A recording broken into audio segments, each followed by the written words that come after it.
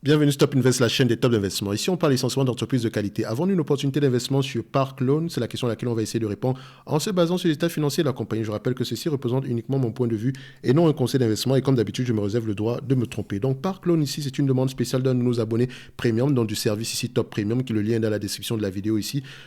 Ici, c'est une compagnie que moi j'aime bien. Tout simplement parce que c'est un business facile à comprendre. OK? Si vous avez déjà sur la chaîne Top Invest, on a analysé une compagnie qu'on appelle CSI. Et essentiellement, ici, qu'est-ce que CSI fait? Gestion, cimetière, je pense que c'est maison funéraire, c'est pour si je ne me trompe pas. OK? Donc, c'est essentiellement le business de la mort, si vous voulez. D'accord? Tout ce qui concerne, voilà, les salons funèbres, les salons funéraires ici, etc. OK? Les cimetières, etc. Donc, vous voyez à peu près que c'est un business qui est assez stable. Ça n'a pas changé. Il n'y a pas Google qui va venir nous chercher quelque chose ici, ou bien ChatGPT qui va venir nous déranger. OK? Business facile à comprendre. Et essentiellement ici, en plus de cela, c'est un business qui est en croissance. Parce que cette industrie ici est dominée par quelques petits joueurs qui ne détiennent pas même, je ne pense pas qu'ils détiennent la moitié de l'ensemble du business ici. OK? Si je ne me trompe pas. Dans tous les cas de figure, c'est un business ici qui est en croissance par acquisition. OK? Et juste pour maintenir ici, savez-vous, c'est un business ici qui est également, ce sont des compagnies financières. Parce que les gens payent avant de mourir. OK? Ils payent pour tout ce qui concerne les arrangements en termes voilà, crémation, en termes d'enterrement. Ils payent avant. D'accord? Ils payent en amont. Donc, c'est un argent qu'on reçoit en amont ici. OK? Donc, ce sont des compagnies qui sont financées. Ce sont des compagnies qui ont à peu près, généralement, c'est un peu comme des compagnies d'assurance également. OK? On sait qu'une fois que ça arrive, malheureusement, vous savez que votre famille n'aura pas besoin de dépenser quoi que ce soit parce que vous aurez déjà payé tout en amont. Et généralement, les places de cimetière, ça se paye également. D'accord? Ce sont des locations, ce n'est pas des ventes. OK? Donc, et ça coûte même plus cher. Donc, ici, comme je l'ai dit, c'est un business assez facile à comprendre. OK? Donc, quand on va l'analyser ici, il faut regarder surtout les free cash flow parce que les free cash flow représentent la véritable rentabilité de cette compagnie-ci. Donc, vous pouvez déjà voir ici qu'en termes de croissance, qu'est-ce qu'on obtient? On a une croissance du revenu ici, là. C'est une bonne chose. Est-ce que les marges brutes suivent également? Donc, la marge brute ici, est-ce qu'on a une marge brute qui est stable? On a une marge brute qui est de plus en plus élevée. Donc, on a un certain pricing power. Donc, vous savez que quand vous êtes en peine, la dernière chose que vous allez regarder, ce sont les prix. D'accord? Parce que vous voulez, voilà, offrir à peu près, entre parenthèses, des obsèques ici dignes de la personne que vous avez perdue. D'accord? Donc, vous n'avez pas généralement à vous intéresser au prix ou des choses comme ça. Mais vu que vous payez, les personnes également payent en amont. Donc, cette entreprise-ci a la capacité elle fonctionne déjà avec de l'argent en prévision d'un éventuel enterrement ou d'une crémation, etc. D'accord? Ici, quand on regarde également en termes de croissance, comme je l'ai dit, il faut toujours questionner la qualité de la croissance. Qu'est-ce qu'on regarde ici? Quand je vérifie, la croissance ici est essentiellement par acquisition, comme je l'ai mentionné. On fait des acquisitions chaque année. D'accord? On fait des acquisitions chaque année. Ce qui est bien, ce que sont des acquisitions à peu près dans le même segment d'activité. On va acheter des cimetières, on va acheter voilà, des maisons, des maisons, des salons funéraires ou des choses comme ça. Je ne sais pas pourquoi j'ai toujours dit maison funèbre ou salon funéraire, le mot m'échappe, mais je pense que vous comprenez ce que je veux dire ici. Donc, c'est à peu près ce genre d'acquisition-là qu'on va faire, ok? Ou bien des plus petites compagnies qui font à peu près la même chose que nous, ok? Afin de pouvoir mailler le territoire ici. Donc, c'est un business très simple à comprendre, vraiment très simple. Je pense même que dans leur rapport financier ici, ils vous donnaient ici l'information, par exemple, ils avaient le Investor Day ici. On va regarder ça rapidement. Investor Day, Park Loan. Je n'ai pas envie d'écouter le conference call. Je vais le download de slide. Donc, est-ce que j'ai les slides ici? Alors, non, c'est pas ça que j'ai envie de bouffer. Ici, c'est le slide que je veux. OK. Donc, pour ceux qui veulent, hein, vous pouvez aller écouter le Investor Day ici, c'est sur YouTube. OK. Donc, vous allez sur le site, vous avez un site ici, Park Loan. Donc, attention, il faut aller directement sur ce site-ci, vous allez retrouver l'information en question. Donc, c'est déjà une entreprise qu'il faut mettre déjà sur vos watchlists. Donc, on va mettre ça ici en zigzag. OK, je dis mais en zigzag. OK. On dézoome un tout petit peu. Donc, ils sont présents aux États-Unis et au Canada. Donc, voilà, c'est ceci. OK. Sur ce marché-ci, c'est un marché à peu près de 22 milliards. D'accord? On appelle ça Dead Care Industry. D'accord? Donc, comment on appelle encore? Care, c'est quoi? C'est soins. Donc, bref, c'est le Dead Care Industry, on va le dire comme ça. OK? Donc, ces 17 milliards de revenus proviennent de 80% ici sont indépendants. OK? Sur cette partie-ci. D'accord? Pour les cimetières, le 5 milliards, c'est la gestion des cimetières. D'accord? Le 17 milliards, c'est la gestion des salons, les maisons funèbres ou salons funéraires, comme vous voulez. D'accord? Donc, vous voyez ici que sur ce 17 milliards, vous avez Service Corporation, qui est le plus gros groupe, qui a à peu près 4 milliards 200. Vous avez Parklone, qui est à peu près à 3 milliards, exactement, excusez-moi, 311 millions, si je ne me trompe pas. On va juste vérifier ça ici. Exactement, 300, alors, quand ils ont publié sur les statistiques, c'est 311 millions. OK, compagnie canadienne, on a de très belles entreprises au Canada également. D'accord. On a Carrier Services, 379, North Star Group qui est privé, vous avez Legacy qui est privé, vous avez Newcomer qui est privé, vous avez Foundation Partner qui est privé. Donc, ils vous disent ici que dans tout ce segment d'activité-ci, 80% sont encore des indépendants. Donc, il y a un potentiel de croissance énorme. Parce que les trois premiers, 1, 2, 3, donc, ont à peu près à tout casser 5 milliards sur tout ce marché de 22 milliards, les trois premiers. D'accord? Donc, si on a 5 milliards divisé par 22 ici, ça fait à peu près, ils détiennent à peu près moins de 23% de ce marché-ci. Donc, techniquement, quand un marché en consolidation, la consolidation commence à ralentir quand les trois grands groupes, d'accord, ou bien quand quelqu'un détient déjà 25% du marché, ici, il y a très peu de chances qu'il continue à croître parce que ça commence à poser des problèmes par acquisition, bien sûr, parce que ça commence à poser des problèmes au niveau ici de la régulation, etc. Donc, il faut faire attention. Donc, vous voyez ici que cette compagnie-ci, sur un marché de 22 milliards, d'accord, si elle prend juste 25% de ce marché-ci, on sera à 5 milliards. Si elle prend juste 10%, on sera à 2 milliards. Et là, elle est uniquement à 311. Uniquement. Donc, on a un potentiel de croissance énorme. OK? Donc, on revient ici. Maintenant, on va parler de la croissance. Le revenu ici attendu, les analystes s'attendent à peu près à avoir quel niveau de revenu en 2022. En 2023. On s'attend à peu près à avoir quelque chose aux alentours de combien? On va aller vérifier ça. N'oubliez pas une chose, le Covid étant passé par là, il faut également vérifier si on n'a pas eu, excusez-moi du terme, si on n'a pas eu une augmentation des revenus, tout simplement parce qu'il y avait beaucoup de, voilà, vous comprenez ce que je veux dire, il y a eu beaucoup de décès. Ou bien est-ce qu'on a eu une augmentation des revenus tout simplement parce que les décès des personnes liées au Covid, ce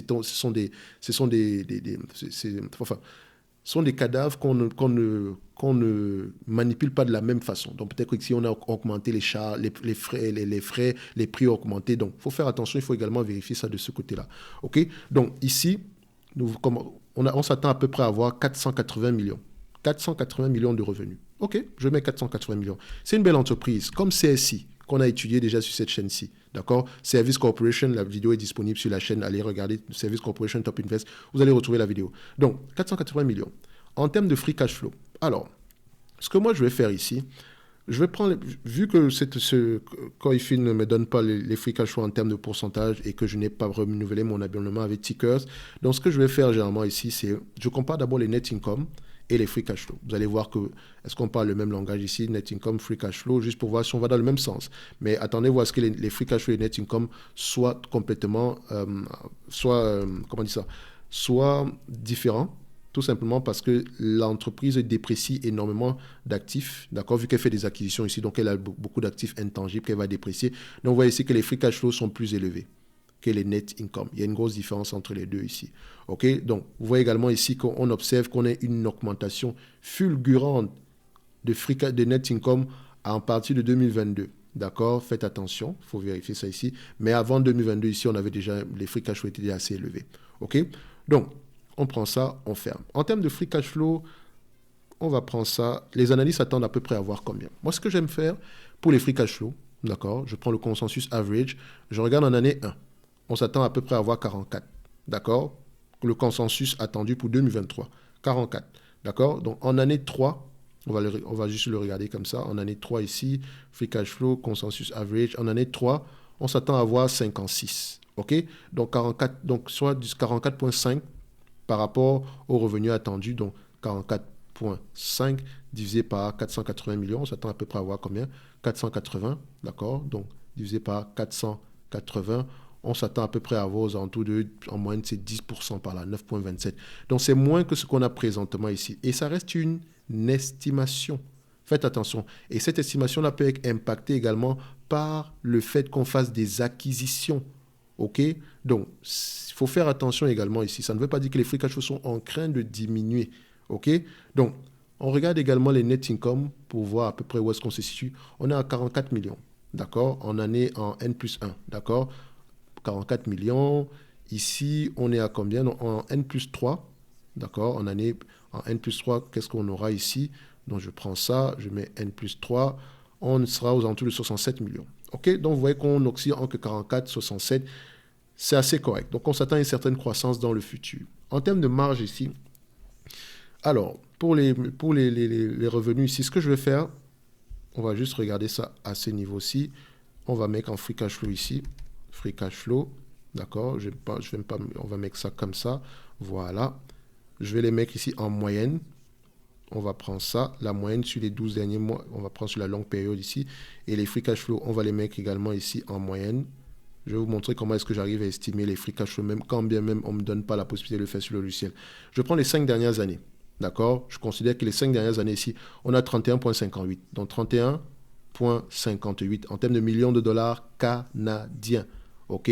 Donc, le revenu ici, en moyenne, on a 280 millions. Donc, divisé ici par 280 millions.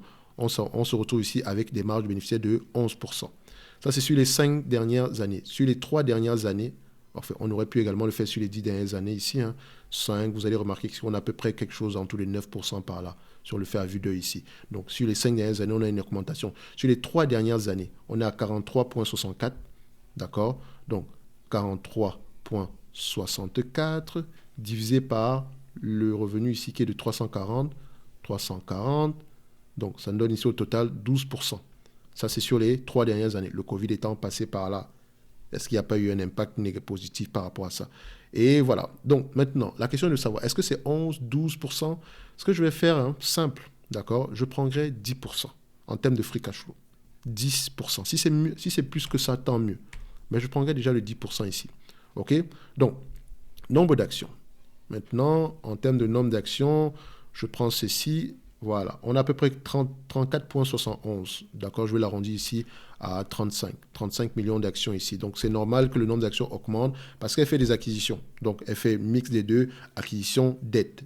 Augmentation d'actions et dette. C'est bien si et seulement si les bénéfices nets par action augmentent. D'accord? C'est important. Donc, est-ce que les bénéfices nets par action ont tendance également à augmenter ici? Donc, on peut mettre ici les EPS. Donc, EPS ici, dilute, on met ça ici, EPS normalize, average, voilà. Ici, non, ça c'est l'estimation. Non, c'est pas ça ici, c'est pas ça. Attendez, je prends les EPS ici. OK, voilà, c'est ça. OK, donc sur les 12 derniers mois, donc vous voyez que les earnings per share ici, ils sont plutôt stables. OK, donc si on les met ici annuellement, bénéfices par action sont plutôt stables. Donc, l'augmentation ici du nombre d'actions a voilà, influence négative. Enfin, comment dire ça? L'augmentation du nombre d'actions ne impacte négativement les investisseurs. D'accord? Même si les derniers mois ici, ça va. Mais voilà, cette augmentation-là a fait à ce que nos bénéfices nets par action restent à peu près stables. Mais attention, ça je parle ici des bénéfices nets par action. Le problème, c'est que je n'ai pas les free cash flow nets par action ici. C'est ça le problème. Donc, attendez, j'ai les free cash flow per share. C'est parfait. On les a ici. Donc, free cash flow par action, ici, vous voyez qu'on a une certaine augmentation des free cash flow par action. C'est bien. Donc, je vais juste dézoomer ça ici. On prend ça, on ferme ça, on ferme ça. Et on prend sur les 5 dernières, voilà. Donc, vous remarquez que les free cash flow ont tendance à augmenter. Si je les prends annuellement, juste pour qu'on se puisse, voilà. Donc, sur les 10 dernières années, ils ont tendance à augmenter. Ça, ce sont les free cash flow par action. Donc, ça va. Free cash flow par action. Et pendant ce temps, on a augmenté également le nombre d'actions. Donc, moi, c'est correct tant que mes bénéfices, mon free cash flow par action augmente ou bien mes bénéfices nets par action augmentent. D'accord? Vous pouvez émettre vos actions, il n'y a pas de souci par rapport à ça. D'accord? Et surtout si c'est pour des bonnes raisons. OK? Donc, j'ai pris le nombre d'actions ici. Maintenant, la dette nette. La dette nette ici est de combien? La dette nette, on vérifie. Nous avons une dette nette ici aux alentours de 247 millions de dollars canadiens. Donc, 247. On va mettre ça ici. 247. Donc, c'est 0,32. Bon, on va mettre ça là. 3,2. OK. On a tous les éléments nécessaires ici pour effectuer l'évaluation de la compagnie. OK? Donc, on va prendre ici. On va également regarder le PER. J'avais complètement oublié le PER ici. Donc, le price. D'accord, price to, voilà, on met ça ici. Mais vous ne constatez pas une chose, si je prends les marges de free cash flow, pourquoi est-ce que je vais prendre les PER? Parce que les PER sont basés sur les earnings et non sur les free cash flow. Donc, il faut prendre les free cash flow, ok, les price to free cash flow. Mais encore, il faut penser en termes de rendement. Je vous ai toujours dit ceci. Ce n'est pas le fait de choisir les marges de free, le price to free cash flow ou le price to earnings. C'est toujours en termes de rendement. Ce business-ci, est-ce que c'est un business qui mérite 6% de rendement? Ou 5% de rendement, ou 4% de rendement. Je rappelle que plus le rendement demandé est petit, plus le multiple est élevé. PER de 20, c'est un rendement de 5%. PER de 25, c'est un rendement de 4%. PER de 10, c'est un rendement de 10%. OK? Généralement, les business assez difficiles ici, on a des PER très peu élevés parce que le business est difficile. Donc, les investisseurs demandent un premium, d'accord? Donc, une sécurité supplémentaire, un rendement plus élevé pour accepter de prendre ce risque-là. Donc, les cimetières ici, moi, je vous dirais, c'est un business facile à comprendre. Il n'y a pas beaucoup de changements technologiques. Il y a un potentiel de croissance ici. Donc, il y a de bonnes chances que ce business-ci s'échange à des PER de 20, malheureusement. OK? Donc, peut-être même plus élevé que ça. Donc, ici, je mettrai 20, juste pour me protéger. Enfin, je mettrai 20, mais je sais qu'on a bien plus que ça. OK? Donc, ici, en nombre d'actions, qu'est-ce qu'on avait? Excusez-moi, est-ce que j'avais pris le nombre d'actions ici? Nombre d'actions, voilà. On était à 34,71, voilà, c'est ça. 34,71, je l'avais arrondi, mais bon, on va juste le mettre ici normalement. OK, donc, on a tous les éléments nécessaires pour effectuer l'évaluation de cette compagnie-ci. D'accord? Donc, vous vous rappelez, on a le revenu, la croissance, on sait qu'il y a de la croissance, même si on n'a pas vérifié quel est le niveau de croissance, c'est le pourcentage de croissance, mais le pourcentage de croissance passé, attention, sur les 10 dernières années, nous avons 37%, 5 dernières années, 37%, sur les 3 dernières années ici, donc nous avons à peu près 23%. Donc on a au moins 10% en montant. Au moins 10%. OK?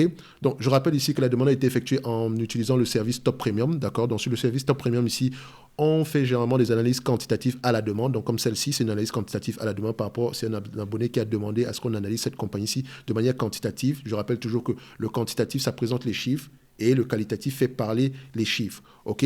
Donc, on peut déjà constater ici qu'on a une croissance ici par acquisition. Donc, sur le service Top Premium également, je vous propose 2 entreprises qui sont sous-évaluées, selon moi, et également qui ont des avantages concurrentiels mensuellement, d'accord? Et on fait le suivi basé sur les notes d'analyse, OK? Dans les notes d'analyse que vous avez pu voir ici, que je vous ai envoyé plusieurs fois dernièrement, on a fait la note d'analyse sur Stanley Black & Decker pour tout le monde. Donc, on a 2 services, le Top Premium, d'accord, c'est le service payant, et la Top Newsletter où vous recevez essentiellement des analyses sectorielles, OK? Les analyses sectorielles, par exemple, on peut faire ici l'analyse du secteur ici du médicament, d'accord? Donc, pharmaceutique. C'est une analyse qui arrive bientôt. Et ça a été une demande ici d'un de nos abonnés également premium. Mais vu que c'est une analyse sectorielle ici, vous l'aurez tous, mais il aura en supplément la possibilité de demander des notes d'analyse des entreprises qui exercent dans ces secteurs-là. OK? S'ils sont disponibles en date d'aujourd'hui. OK? So, 2 entreprises par mois. On suit également ces entreprises. Donc, c'est-à-dire que si le scénario de départ est toujours d'actualité, on continue à suivre l'entreprise. On ne dit pas, OK, Google est sous-évalué, point. Un an plus tard, on dit, OK, on ne fait pas le suivi au moins 2 fois par an. Donc, on propose à l'entreprise, on fait le suivi. Tant que le scénario de départ est d'actualité, on est là. Ça ne veut pas dire qu'on vous promet un quelconque rendement. Non, non, non, non, non. Donc, je l'ai dit ici, le rendement ici va dépendre de la qualité de la compagnie, mais également de votre propre travail. OK? Donc, quand on vous propose une entreprise, par exemple, si je propose Google, je vous donne les arguments, qu'est-ce qui s'est passé au niveau du trimestre, etc.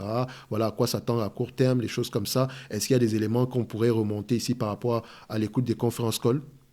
Je vous propose ces informations-là. Et maintenant, si vous avez des questions, on discute. OK? On discute, donc je ne promets aucun rendement de quoi que ce soit, s'il vous plaît, parce que ça, c'est quelque chose de très dangereux. OK? Donc, le prix qui est affiché présentement ici, c'est le prix sans TVA. Je sais qu'il y a des gens qui me proposent, qui me disent toujours que, oh, il y a la TVA, etc. Je ne peux rien faire, ce n'est pas de ma faute. D'accord? Le prix qui est affiché, quand vous le divisez ici par 12, vous voyez à peu près combien est-ce que ça représente mensuellement, et posez-vous la question si une seule analyse quantitative vaut ce prix-là. D'accord? C'est également un moyen pour vous de soutenir la chaîne, parce qu'il y a également des gens qui sont là, même s'ils ne sont pas intéressés par des entreprises américaines, qui sont généralement des entreprises que je propose en majorité, même si on va s'arranger à proposer généralement quelques entreprises issues du PA, mais je ne vous promets pas un grand nombre, attention, ok, parce que essentiellement les entreprises que je propose ici dans le service Top Premium sont des entreprises qui, moi, m'intéressent, ok, donc sur lesquelles je pourrais moi-même y investir présentement. Donc, sachant que je suis moi-même investisseur, je n'ai pas le choix que de m'orienter vers le marché qui me fait face présentement, où je peux retrouver les meilleurs, de plus d'opportunités, d'accord, qui pourraient également me permettre de pouvoir avoir un certain intéressement en termes de fiscalité. Ok, donc investir sur les compagnies européennes, pour moi, je n'ai aucun avantage fiscal à le faire. Ok, au Canada également, on a une certaine sorte de PEA, d'accord. Donc, j'ai un intéressement à investir au Canada ou aux États-Unis. Ok, on va se dire ici que pour le moment, il n'y a pas grande entreprise en termes de PEA, mais on va s'arranger à le faire. Donc, si on revient sur Park Loan, vu qu'on a tous nos éléments, c'était la minute publicité, je suis mon propre sponsor. Alors, qu'est-ce qu'on va faire? Vous avez vu tous les éléments qu'on a pris en considération, n'est-ce pas? Maintenant, qu'est-ce que ça nous donne en termes d'évaluation? D'accord? On a 480 millions. 10% de marge bénéficiaire. On a bien plus que ça, hein? Donc je mets 10%. Je ne veux pas avoir précisément raison, je veux avoir le moins de tort possible. À 20 fois les bénéfices. D'accord? Moins la dette nette. D'accord? Qui est aux alentours de 247,32, moins 247,32, divisé par le nombre d'actions à 34,71, on arrive à une valorisation aux alentours de 20,53. 20,53. À X20, d'accord, 20,53. OK. En date d'aujourd'hui, cette entreprise cote à combien? En date d'aujourd'hui, cette entreprise cote à $28. Est-ce qu'on va se dire que cette compagnie-ci est surévaluée? Alors, je dirais que non, je ne pourrais pas dire que cette compagnie-ci est surévaluée. Tout simplement parce que si on a le 48 millions ici, c'est 10%. Or, on aura tendance à voir bien plus que ça. OK, les marges ici, vous avez remarqué qu'on est après 11-12% par là. J'ai choisi de prendre 10% ici tout simplement parce que les bénéfices nets attendus, les free cash flow nets attendus pour l'année prochaine seront moins élevés. Donc, tant qu'on n'a pas lu les rapports financiers pour vérifier est-ce que c'est lié au Covid, etc., donc il faut prendre ça avec, faut faire attention. OK? Donc, si on prend le 48 milliards ici par rapport au free cash, à la capitalisation boursière actuelle, donc le 48 millions plutôt, 974, d'accord, ça nous donne ici un rendement de 4,9%, donc à peu près 5% par là. OK? Et c'est une compagnie qui est en croissance. Je n'ai pas pris en considération la croissance. Si je veux même exagérer, admettons qu'on arrive à N plus 3, qui était, voilà, je prends les free cash flow ici attendus à N plus 3, vu qu'on aura une certaine croissance, pas qui est essentiellement ici par acquisition. Donc, N plus 3 pour les net income également. Donc, je prends les net income en N plus 3. Net income, N plus 3. On constate ici que voilà, les net income ont tendance à être bien plus élevés. Donc, les free cash flow peuvent être moins élevés parce que, comme je l'ai dit, si on fait des acquisitions, si on dépense en capital, il peut avoir une certaine différence. Donc, si je prends par exemple 67 millions et qu'on arrive à les avoir, je prends ça comme ça, bêtement. Donc, 67 millions par rapport à la capitalisation boursière actuelle, divisé par 973, ok? Oui, c'est 974, on va mettre comme ça, 974. Ça donne ici au total 6,87. C'est pas mal. Et pour une compagnie qui peut continuer à avoir une certaine croissance à long terme. Donc, le prix actuel qui est de $28,54 est correct. Et n'inclut pas réellement une éventuelle croissance énorme. D'accord? Je sais qu'il y a une différence de 40% entre le prix actuel, donc le $20 que moi je trouve, et celui qui est affiché en date d'aujourd'hui. Mais je sais également que ce prix-là est impacté par la dette. Okay? Ça ne prend pas en considération un maintien des marges à 11 ou 12% également ici. D'accord? Il faut faire attention. OK? C'est un business que moi j'aime bien. D'accord? C'est un business facile à comprendre. Le prix actuel est juste correct. Le dividende, il est safe. Il est à 1,60. En date de jour, on n'ira pas plus loin que 5. D'accord? Donc, il peut continuer à croître. Admettons qu'on croit, par exemple, de 1,1%, de 10% en moyenne sur les 5 prochaines années par rapport à mon rendement actuel qui est maximum, qui est de 5%. Ça nous donnera à peu près 8% de rendement en année, plus N plus 5. Faites attention. Donc, cette entreprise est correctement évaluée et pourrait même représenter une opportunité d'investissement en prenant en considération le potentiel de croissance future. Donc, pour quelqu'un qui aimerait avoir l'esprit tranquille, cette entreprise pourrait être très, très intéressante d'ailleurs. OK? Donc, le prix n'est pas exceptionnellement bas, mais il n'est pas mauvais non plus si on compte sur la croissance future. Tant qu'elle est bien gérée ici, on peut s'attendre à avoir une croissance assez élevée dans le futur. Mais il faut faire attention ici, la croissance par acquisition, généralement, il ne faut pas qu'on surpaye pour cette croissance-là. Okay? Donc, il faut faire très, très attention. Okay? Juger le management, la qualité du management. Si c'est une entreprise familiale, c'est également bien. Si on regarde également la dette nette sur EBITDA ici pour voir si on essaye si on a souvent un niveau d'EBITDA ici qui est assez gérable. Voilà, c'est assez gérable également ici. OK, c'est correct. Moins de 5 fois ici. Donc, on peut se dire que c'est une entreprise qui a le potentiel de croître ici par acquisition. D'accord? Et qui gère à peu près bien sa dette. Donc, ceci n'est que mon point de vue et non un conseil d'investissement. Donc, on se donne rendez-vous sur la prochaine vidéo. N'hésitez pas à vous abonner massivement au service Top Premium ou bien à la newsletter gratuite. Le lien est dans la description de la vidéo. On se dit à bientôt. Merci.